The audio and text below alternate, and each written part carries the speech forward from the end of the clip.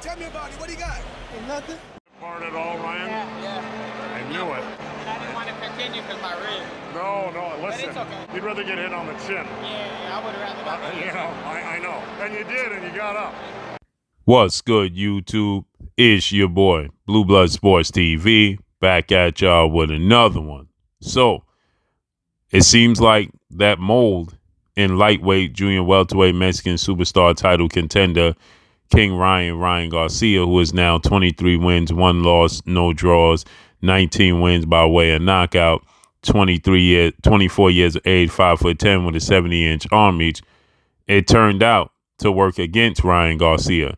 We know that there was a mole in Ryan Garcia's camp, and this mole revealed to Ryan Garcia's opponent, an undefeated 3-division world champion who simultaneously held the WBA super title at super featherweight, the WBA regular title at lightweight and junior welterweight, superstar boxer Gervonta Tank Davis, who is now 29 wins, no loss and no draw, 27 big wins by way of knockout, 28 years of age, 5'5" with a 67-inch arm reach.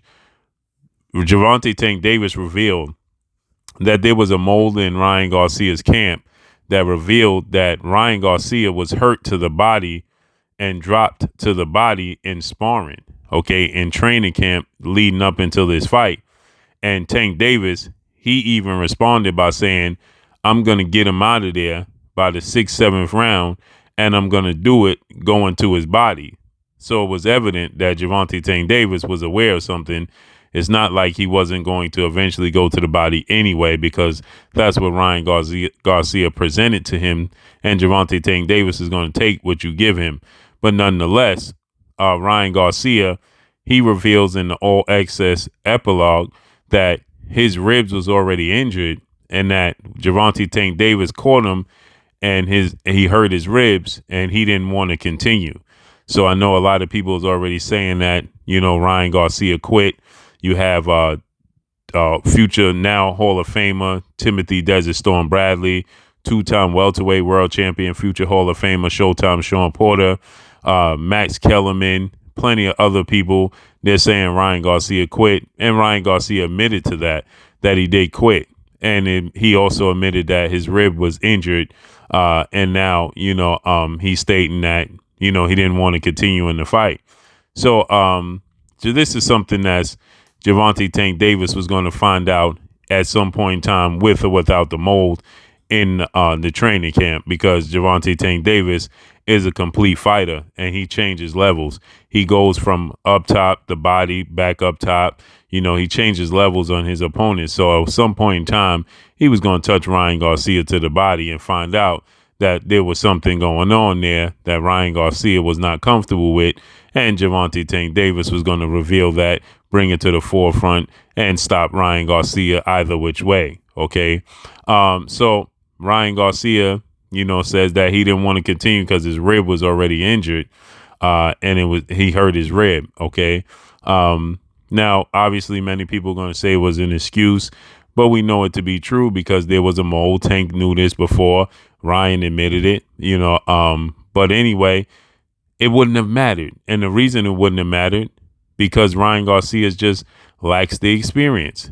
Even with the rib injury or lack thereof rib injury, whether he had one or not before Tank caught him pinpoint accurate on the liver, Ryan Garcia revealed his body to Gervonta Tank Davis, who was, again, a complete fighter, and he was going to touch that body and that part of his body anyway, He was very accurate with it. He knew where he was going with it. Gervonta Tank Davis is not a head hunter. He's not a body hunter. He's a complete fighter. He's going to take what you give him. What you present to him that he can take, he's going to take it. So with that said, Ryan Garcia threw 4 straight left hooks, in the first knockdown, 4 left hooks that Gervonta Tank Davis slipped each and every single one of those left hooks that he attempted to land. Gervonta Tank Davis slipped each and every one of them, yet Ryan Garcia still proceeded to go forward with it.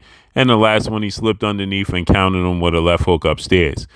This is, like I told you in the breakdown for this fight, that, Ryan Garcia, lack of experience, lack of understanding of distance, lack of understanding, just his ring IQ is lacking because of the inexperience, and Gervonta Tank Davis extremely high ring IQ, and Gervonta Tank Davis much more experienced fighter, that he was going to, capitalize on the mistakes made by Ryan Garcia. This was no surprise to me, and it should have been no surprise to anybody else. Now, moving forward, obviously, they both have, very, very bright futures. Gervonta Tank Davis, Ryan Garcia did 1.4. At least it's being reported between 1.2 to 1.4 million pay-per-view buys. That's huge.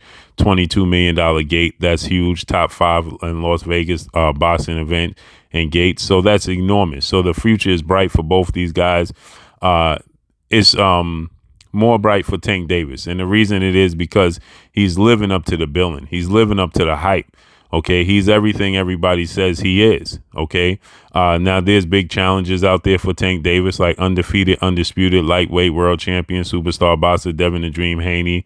You also have two-time, two-division undefeated world champion, Olympic silver medalist Shakur Stevenson out there, who's a superstar as well. And they present a major challenge to Gervonta Tank Davis. So those are big fights for Gervonta Tank Davis. Ryan Garcia has to rebuild himself. There was being told that Ryan Garcia was not committed in training camp to his well-renowned Hall of Fame trainer, Joe Goosen. Ryan Garcia has his own philosophy, his own way of doing things, his own vision, how he feels things should play out. And that's going to work against Ryan Garcia. Ryan Garcia has to commit, to one of these trainers. He was supposed to have committed to another well-renowned two-time trainer of the year Hall of Fame, future Hall of Famer Eddie Reynoso, and he didn't. So that's going to be, Ryan Garcia has a lot to learn, a lot to work on, a lot to build on. Gervonta Tank Davis is solidified. He's already well-rounded. He has the ultimate equalizing power. He's a southpaw ring IQ. He can box. He's durable. He can bang if he needs to. He's just the total package, and he's living up to the hype. Where Ryan Garcia, he has to, rebuild himself, rebrand himself in the ring, not his brand outside the ring, in the ring. Okay, to make himself legit and back up, the huge following, the huge hype behind him. So Ryan Garcia admits that his rib was injured, and that Gervonta Tank Davis exposed it and hurt him again. And, he couldn't continue. Well, he didn't want to continue. And that's going to be another knock against him, that he admitted that essentially he quit in this fight. That's going to hurt. So I think that there's some fights out there. Ryan Garcia has now stated that he is going to move up to junior welterweight fully. Before this fight with Gervonta Tank Davis, he was 2 years and 2 fights removed from fighting at 135. Emmanuel Tagle was at 140. Javier Fortuna was at 140, and he's a growing young man, and he's very big. Now he stated that he's just going to get acclimated to 140. He's going to campaign at 140, and he's going to look to make the big fights at 140. There's a major fight at 140. It's going to take place June 10th, Madison Square Garden, New York. And Ryan Garcia, that's between former unified lightweight world champion, superstar boxer Teofimo Lopez, and undisputed junior welterweight world champion, undefeated British superstar boxer Josh Taylor. So that's a fight that he could target the winner of that fight. But I suggest Ryan Garcia, he fight guys like, if possible, a fight with George Kambosos, a fight of that magnitude, fight that is on that level where he can pick up tricks of the trade. He can get experience. He can understand what's going on, understand distance, essentially use it as training, under the lights, under the big lights. That's what Ryan Garcia, in my opinion, needs to do.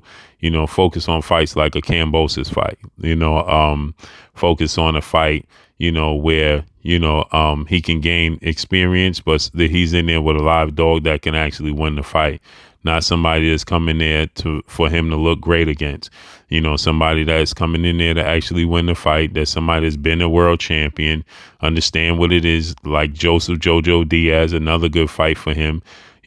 Fights of that magnitude before he jumps up to, the upper echelon and then, set his career back big, even bigger than what it seems to be right now, because he has a lot to prove. So, we got to see how it unfolds for him, but he has a lot of mistakes. He has a lot of committing. He needs to commit to Joe Goosen, not 3 days a week, but full time. Eddie Reynoso, if you're going to go back, commit full time. point blank and period. But that's all I got for y'all. Drop a comment in the comment section. Let me know what y'all think. Follow me on Instagram at Blue Blood Sports TV, all one word. Y'all already know what it is. It's your boy Blue. Let me know what y'all think. Peace. Garcia Bumgarner, you're watching Blue Blood Sports TV. Wow.